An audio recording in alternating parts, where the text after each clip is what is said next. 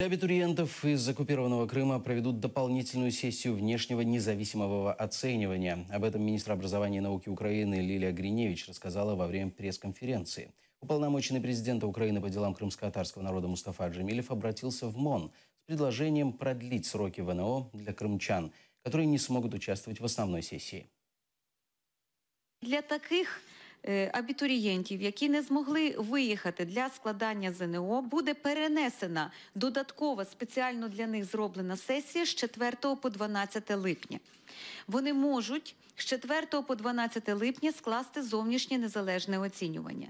І для цього їм потрібно до 20 червня повідомити в регіональні центри оцінювання, де вони реєструвалися, що вони мають такий намір, таки скласти зовнішнє незалежне оцінювання на цій додатковій сесії з 4 по 12 липня.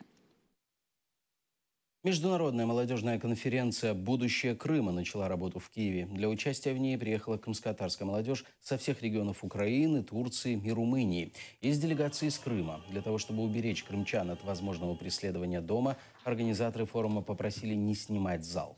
2 дня участники форума будут обсуждать стратегии возвращения полуострова, задачи, которые будут стоять после его деоккупации.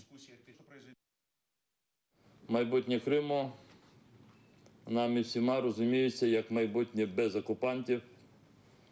Майбутнє Криму – це повернення Криму до України. Майбутнє Криму – це виключно в розрізі майбутнього кримсько-татарського народу, корінного народу півострову і всіх тих людей, які там сьогодні живуть.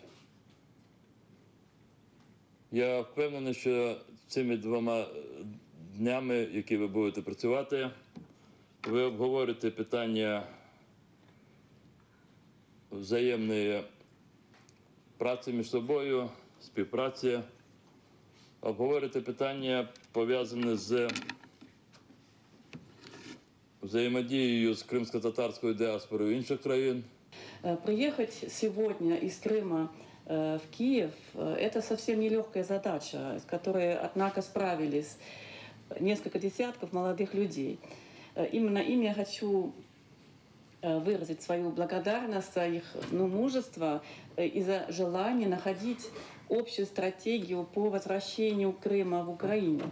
Можно только приветствовать такие форумы для обмена мнениями, но не только для обмена, а тоже для разработки стратегии, как сегодня дальше поступить с Крымом. Сейчас очень большая проблема в том, что крымских татар пытаются расколоть. Тех, которые живут на полуострове, и тех людей, которые выехали с материковой части. И это, мне кажется, стратегия, в том числе и так называемой крымской власти, и стратегия России. И мы должны делать все возможное для того, чтобы сейчас консолидировать крымских татар в первую очередь и как-то их объединить. Потому что вот если все-таки удастся, я уверена в том, что не удастся, но все равно нужно действовать на опережение.